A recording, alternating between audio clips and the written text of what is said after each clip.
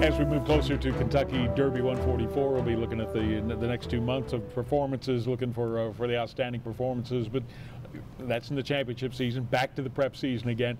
Outstanding performances for each of you. The one that really shines, the one that really points one of these horses as a major contender for the Derby. Ed, we'll start with you.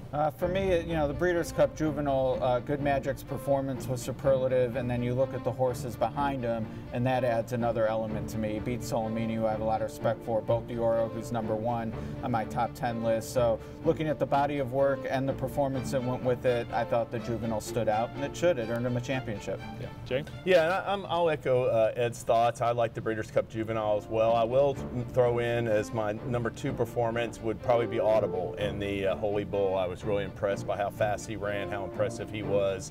So I'll go with Good Magic first, Audible second.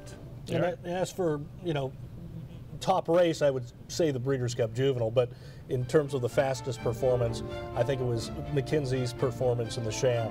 They backed him up from 1 mile and a 16th in the Los Alamitos Futurity to a more ideal 1 mile distance for McKenzie, and when he ran that race, it was lights out. I mean, I think it was one of the fastest figures, if not the fastest speed figure we've seen thus far as a 3-year-old. Brisnet says so. Brisnet agrees? Then I'm good with that. So, 3 votes overall for the Breeders' Cup Juvenile, with a star for McKenzie. But again, the Juvenile has more points than any other race. He mentioned Audible, who beat Free Drop Billy, who also was in that Juvenile. Yeah, so. But the Breeders' Cup Juvenile, the race that gets the most points at this point in the prep season on the road to the Kentucky Derby. There's a reason.